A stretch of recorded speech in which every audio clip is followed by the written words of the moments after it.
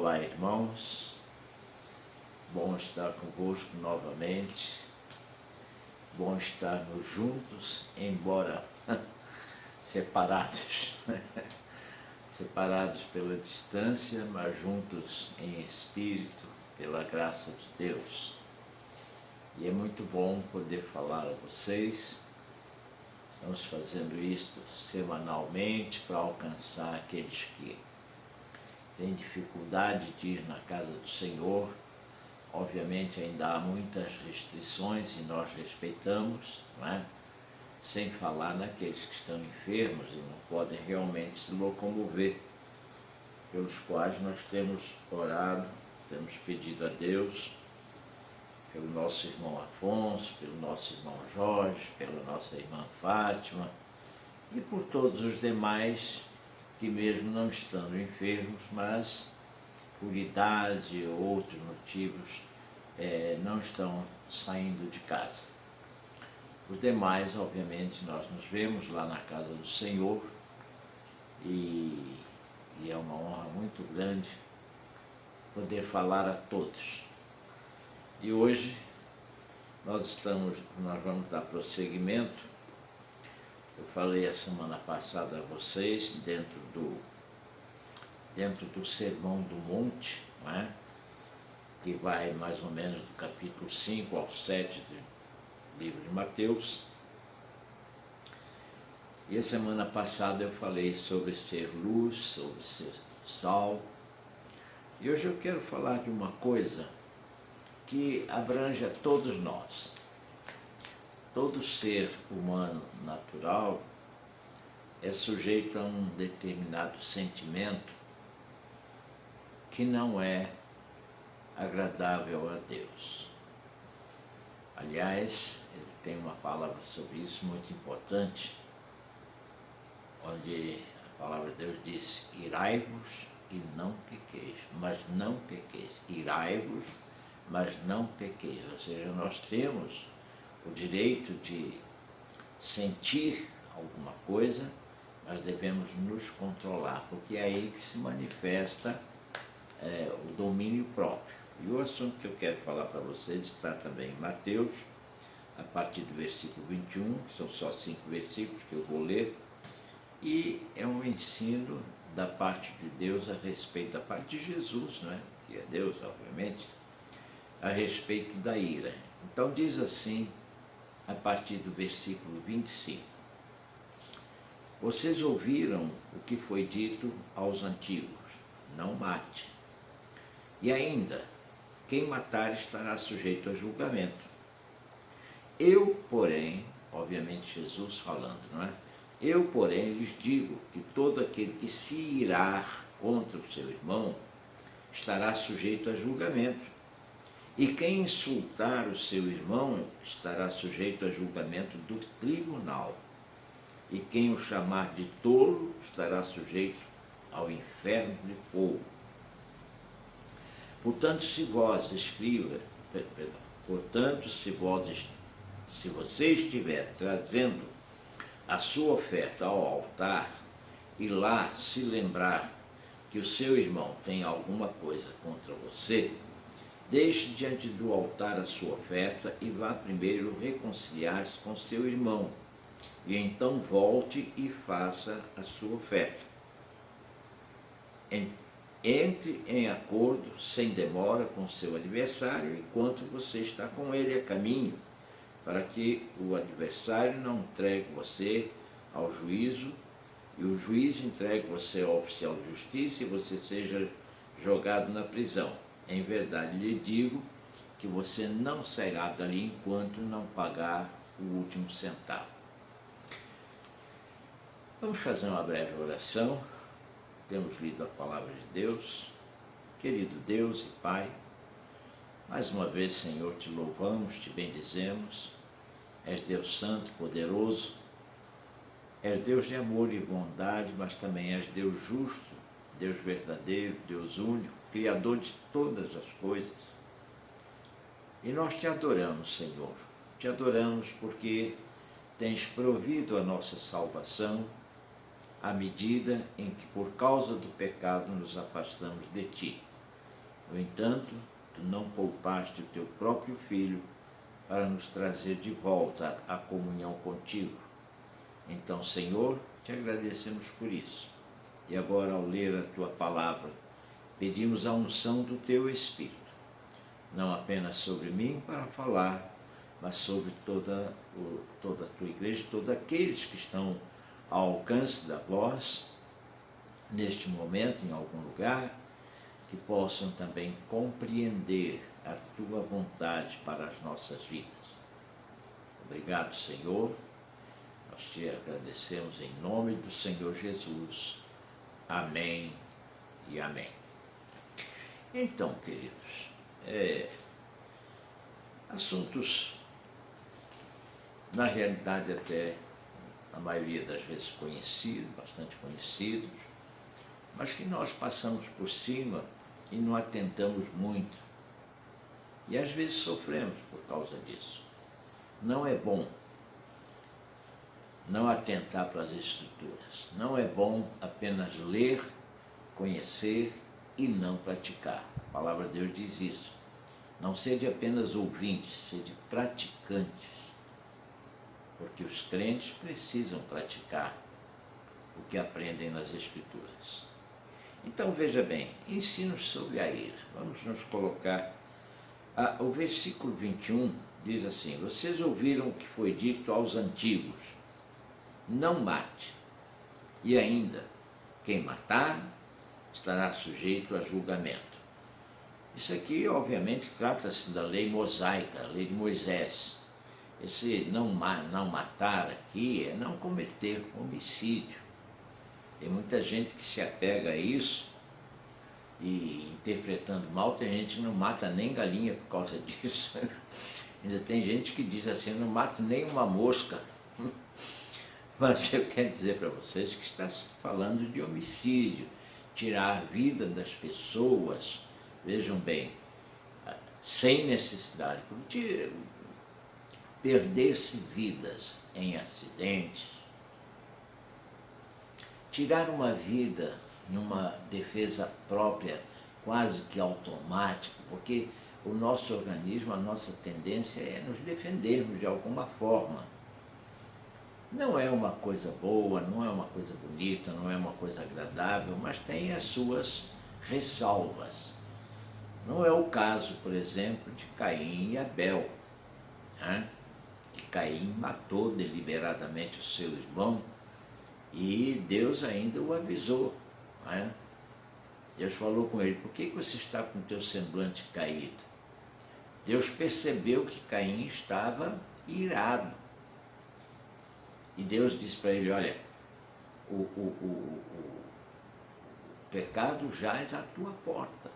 Ou seja, você está prestes a pecar. Como quem diz: se cuida, rapaz. Toma jeito. Para com esse nervosismo, essa ira, essa tensão, que é tão natural hoje. Mas nós temos que nos controlar. Temos que ter autodomínio. Não é alto, é autodomínio, é o domínio próprio. Pois bem, aqui estava falando da lei de Moisés. O versículo 22 diz assim: eu, porém, vos digo. Agora é Jesus falando, agora é o juízo de Jesus. Repara que, se você acha o Velho Testamento pesado, repara que Jesus não brinca em serviço, não. Ele diz assim: eu, porém, lhe digo que todo aquele que se irá contra o seu irmão está sujeito a julgamento. Obviamente, veja bem, está sujeito. Se você se irar, mas se controlar, você não vai a julgamento. Mas você, irado, está sujeito a fazer coisas que não deve fazer. E aí sim é passível de ser julgado, tanto pelos homens como por Deus. E o versículo termina dizendo: eu, porém, lhes digo que todo aquele que se irá contra o seu irmão estará sujeito a julgamento. E quem insultar a seu irmão estará sujeito a julgamento do tribunal. Quer dizer, se você falar uma injúria, se você provocar o seu irmão, Você está sujeito a tribunal. E quem o chamar de tolo estará sujeito ao inferno de fogo. Aqui, esse termo, chamar de tolo, tanto o termo que chama de tolo como o termo que chama de insensato, são termos usados no hebraico que dá a entender que é chamar sem motivo. Você não deve chamar ninguém de tolo, mas há pessoas que você tem noção de que o juízo é fraco, a sua mente não trabalha com perfeição, mas não é por isso que você tenha que dizer isso para ele. Se você entende isso, procure controlar-se e entender e, vamos dizer assim, tolerar o comportamento dessa pessoa, não é? até onde possa, ou então tratar dele, não é? Mas não ficar com acusações, vamos dizer assim, provocando, injuriando a pessoa. Amém? Então, veja bem, já no versículo 23 e 24, nós lemos assim: porque se você estiver trazendo a sua oferta ao altar e lá se lembrar que seu irmão tem alguma coisa contra você, deixe diante do altar a sua oferta e vá primeiro reconciliar-se com seu irmão e então volte e faça a oferta. Há termos aqui que se aplicavam ao comportamento da época e cabem para hoje também, com algumas adaptações, vamos dizer. O que nós temos aqui?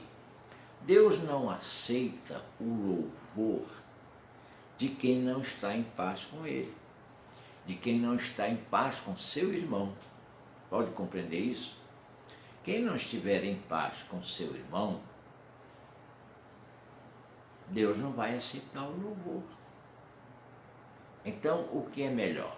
Você primeiro ir se consertar com essa pessoa. Então, o texto sugere isso. Primeiro, vá, faça as pazes com seu irmão, não é? Seja quem for o culpado, preste atenção, porque aqui diz uma coisa interessante. Se você estiver trazendo a sua oferta ao altar e lá se lembrar que o seu irmão tem alguma coisa contra você, repare que não é apenas se você tem alguma coisa contra o seu irmão. Porque se você tem alguma coisa contra o seu irmão, já era para você ter ido se consertar com ele, obviamente. Mas aqui fala, se você lembrar que seu irmão tem alguma coisa contra você, né? Deixe diante do altar a sua oferta e vá primeiro reconciliar-se com seu irmão. E então volte e faça a sua oferta. Está sugerindo o quê?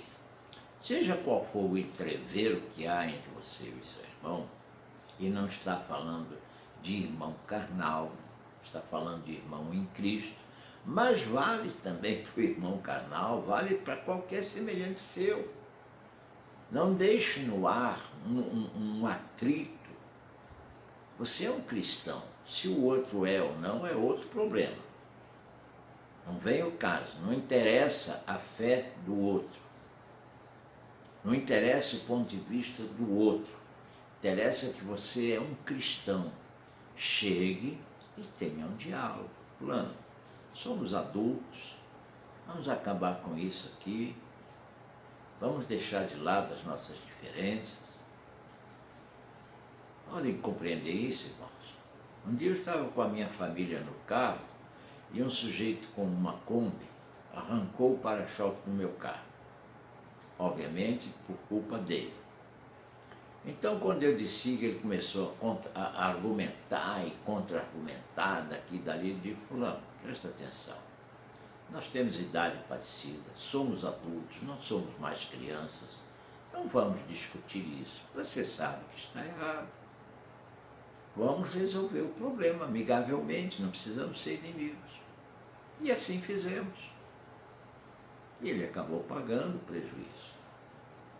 Tem que ser um diálogo franco, honesto, sem rusga, sem ficar provocando, sem ficar ofendendo, sem ficar humilhando. Apenas ser sincero, usar as palavras certas, obviamente.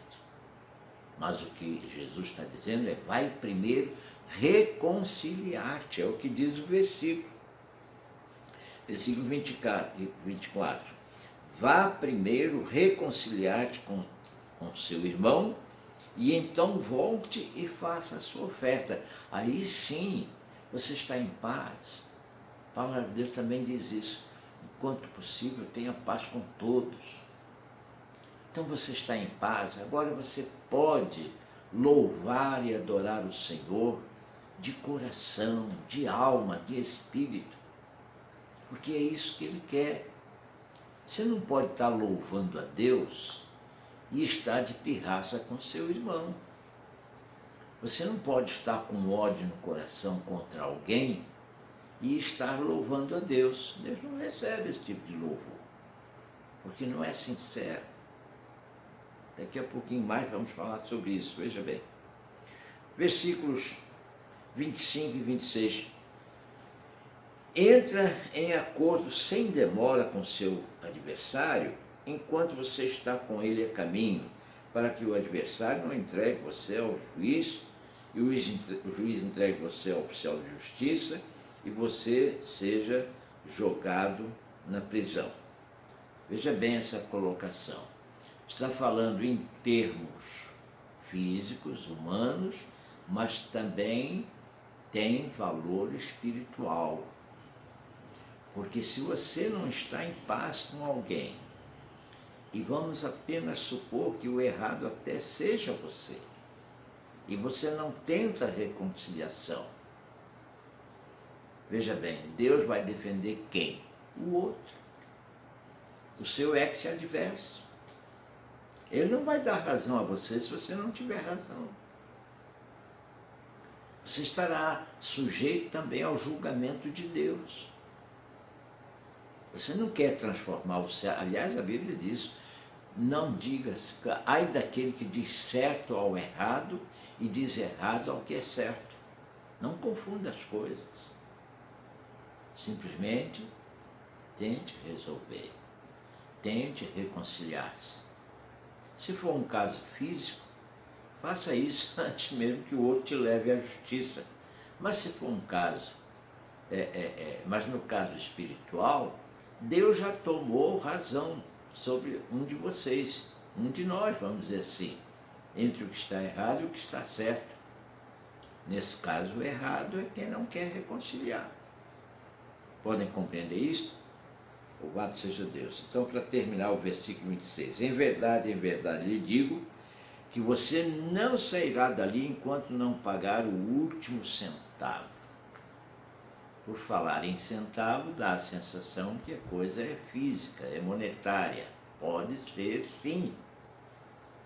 Pode ser sim. De repente você não vai pagar ele, você vai pagar ao mundo. De repente as suas finanças vão por água abaixo, porque você não foi honesto em pagar uma conta. Mas eu quero que você entenda que, de acordo com aquela parábola que está lá em Mateus, preste atenção, assim como Deus perdoou a você, saiba também perdoar os outros. Então, é nessa hora que você tem que pensar o seguinte: a palavra de Deus diz lá em 1 João capítulo 4, versículo 20, eu até anotei aqui para não esquecer, 1 João capítulo 4, versículo 20, que diz que você não pode dizer que ama a Deus a quem você não vê, se você não amar o seu irmão a quem você vê. Pode compreender isso? Então, você precisa, por amor cristão, que deve habitar o seu coração, fazer as pazes com aquele que ou te irou, ou você o irou a ele. Não vem o caso. Não se procura culpados nessa hora. Não existe um teimoso sem um ex-adverso para teimar com ele. Podem compreender isso? Já diz o velho ditado, quando um não quer, dois não brigam. Assim como também quando um não quer, dois não são felizes. Por quê? Porque não chegam a um acordo, a um consenso. É necessário haver acordo. Por isso que a palavra diz, entra em acordo com o teu irmão enquanto estão a caminho. Sabe o que quer dizer isso também? Enquanto está vivo. Enquanto você está vivo, faça as pazes. Certa feita eu recomendei uma pessoa a fazer as pazes com a sua sogra, que ela me contou que estava há 20 anos de mal com a sogra. Desde o início do seu casamento, que ela e a sogra se desentenderam e elas ficaram se odiando, vamos dizer assim, por 20 anos. Depois que eu conversei com ela, aliás, baseado nessa parábola lá de Mateus, eu falei, vá lá, faça as pazes e tal. Ela foi, fez as pazes com a sogra dela, a mulher rejuvenesceu. Até o rosto dela mudou, o semblante do rosto dela. Ela disse, pastor, tirei um peso das minhas costas. E eu disse, graças a Deus. Você pode compreender isto? Não guarde mágoas. Não provoque ninguém a ira. Porque o pecado é o mesmo. Não se ire com as pessoas. Seja sensato. Vocês sabem por que há guerras entre as nações, principalmente por falta de diálogo. Quando os grandes governantes não têm argumentos, não têm diálogo para conversar sobre determinada situação, acaba em guerra. E na reconciliação é necessário ceder um pouquinho. É necessário abrir mão de alguma coisa. Se um dos dois não está disposto a ceder nada, não vão chegar a lugar nenhum. A diferença, meu irmão, minha irmã que estiver me ouvindo, é que nós somos cristãos. E o cristão precisa ceder a alguma coisa. Se ele não abre mão de nada, ele então está sendo injusto. Deus abriu mão do seu próprio Filho para nos salvar. Imagine nós. Nós temos que saber ponderar, nós temos que saber perdoar, nós temos que amar, para que a vida nos vá bem. Senão você começa a odiar tudo ao seu redor. Quando você menos esperar, você está odiando até a Deus. Poxa, Deus não resolve isso para mim. Um dia um homem na porta da igreja me perguntou, pastor, eu não sabia, mas depois ele falou, a polícia tinha matado 2 filhos dele. Disse, pastor, por que Deus fez isso comigo? Eu digo, não, Deus não. Quando ele contou a história, eu digo, não, Deus não matou seus filhos. Seus filhos, por melhor que eles fossem, ele disse que os filhos dele eram bons e tal, por melhor que eles fossem, se misturaram com bandidos. Não é? E quem se mistura com o que não presta, também não vai prestar. Tive um filho de um diácono, uma igreja que eu pertencia há muitos anos, garoto de 14 anos que se misturou também com bandidinhos, garotos bandidos, foi morto junto com eles. Depois o pai chorava, meu filho não merecia. Não tem negócio de merecer ou não merecer. Deus precisa ensinar e às vezes ele é obrigado a usar essas situações para ensinar os demais. Então, queridos, para nós terminarmos, não se ire. E também não provoque o outro a ira. Se você não tiver algo para falar que seja de reconciliar, não fale nada. Não provoque ninguém a ira. E não se ire. e não deixe o sol se pôr sobre a sua ira, diz a palavra. Ou seja, antes de terminar o dia, se reconcilia, para que haja paz no seu coração e naquele outro coração que também deve estar agitado. Podem compreender isto? Então, Deus os abençoe. Vamos guardar isso para esse ano novo, colocar isso em prática. Afinal, como dissemos a semana passada, somos sal da terra e somos luz do mundo. Vamos orar. Querido Deus, amado Pai, mais uma vez, Senhor, chego à Tua presença em oração agora para Te agradecer pela vida de cada um dos Teus filhinhos que está do outro lado ouvindo essa palavra. Pai Santo, obrigado por essa palavra. Abençoa essas pessoas com muita paz, com muita alegria, que tenham, Senhor, seus nervos estabilizados pela ação do Espírito Santo à medida em que se consagrarem a Ti. Tua palavra diz para nós buscarmos a santidade, sem a qual não vemos a Deus. Nós não vemos a Deus com os olhos físicos, mas nós vemos a Deus com os olhos espirituais. E aquele no qual o Teu Espírito habita, Ele aceita, Ele entende e Ele procura fazer, para que viva bem contigo e com os homens. Dirige os Teus filhos, abençoa a Tua igreja, Jardim América, Jardim Primavera e em toda a face da terra onde está espalhada a Tua igreja, todos sejam ricamente abençoados. Obrigado, Senhor, pelos livramentos que Tens nos dado. Obrigado pela saúde, pela paz. Levanta do leito de enfermidade aqueles que estão enfermos e dá-nos, Senhor, mais uma semana cheia da Tua graça. Perdoa-nos, abençoa-nos, dirige-nos com Teu Espírito Santo. E que a graça do Teu Filho Jesus e que o Teu amor e a comunhão com o Teu Santo Espírito permaneça em nós e sobre nós todos os dias das nossas vidas.